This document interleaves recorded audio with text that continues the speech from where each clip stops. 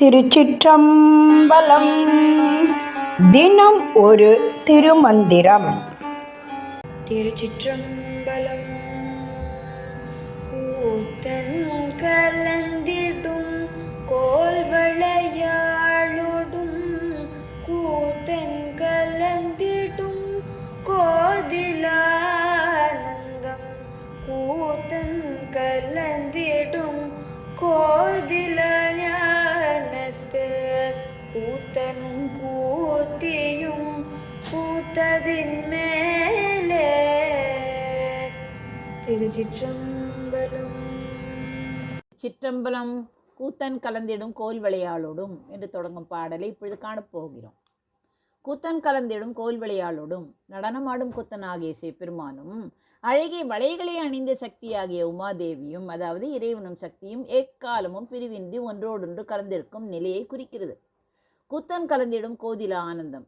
அப்படி சிவமும் சக்தியும் ஒன்று கூடும் இடத்தில்தான் எந்த குறையும் இல்லாத குற்றமற்ற பேரானந்தம் பொங்குகிறது. கூத்தன் கலந்திடும் கோதிலா ஞானத்து, அந்த பரம்பொருள் பிரியாமல் விளங்கும் தூய்மையான மெய்ஞான அனுபவத்தில் கூத்தனும் கூத்தியும் கூத்ததின் மேலே. பரமசிவனும் கூத்தன், பராசக்தியும் கூத்தி வேறானவர்கள் அல்ல. அவர்கள் இருவரும் இணைந்த அந்த பேரொளியின் நடனமே எல்லாவற்றுக்கும் மேலான பரம தத்துவமாகும். சிவசக்தி ஐக்கியம். பிரபஞ்சத்தின் இயக்கத்திற்கு காரணமாக சிவமும் சக்தியும் விளங்குகிறார்கள். இறைவன் கூத்தன் என்றால் இறைவி கூத்தி. இவ்விருவரும் இணைந்து நிகழ்த்தும் திருக்கூத்தே உலக இயக்கத்திற்கும் முக்திக்கும் அடிப்படையாக விளங்குகிறது. ஆணும் பெண்ணுமாக பொருளும் ஆற்றலுமாக தோன்றும் அனைத்தும் அந்த பரம்பொருளின் நடனமே என்பதை இப்பாடல் விளக்குகிறது. தில்லையில் நடராஜ பெருமான் சிவகாம சுந்தரியுடன் இணைந்து ஆடும் திருநடனத்தின் அகத்தத்துவத்தை திருமூலர் இதில் அழகாக வெளிப்படுத்தியுள்ளார். தில்லை சிதம்பரத்தில் நடராஜ பெருமான் ஆனந்த தாண்டவம் ஆடும்போது அவருடன் உடனிருந்து அந்த திருநடத்தை நேரில் கண்டு களிப்பவள் யார்? அன்னை சிவகாம சுந்தரி, கோல் விளையாளாவாள்.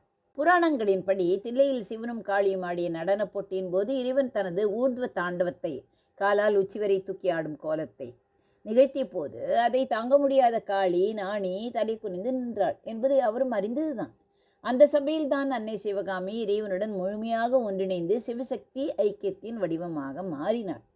இறைவன் மட்டும் தனியாக நின்று ஆடுவது இல்லை. அவனது ஆற்றலாகிய சக்தியும், யார் சக்தி? கூத்தி உடன் இருந்தாலே அந்த ஆனந்த நடனம் முழுமை பெறும். உயிர்களுக்கு ஞானத்தையும் ஆனந்தத்தையும் வழங்குவதற்காக சிவமும் சக்தியும் இணைந்து நிகழ்த்தும் இந்த நித்திய நடனமே அனைத்து உலக இயக்கங்களுக்கும் அடிப்படை என்பதை திருமூலர் இப்பாடலின் மூலமாக நமக்கு வெளிப்படுத்துகிறார்.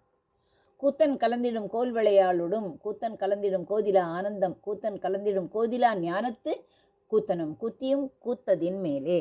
நன்றி, வணக்கம். உமா பாலசுப்ரமணியன்.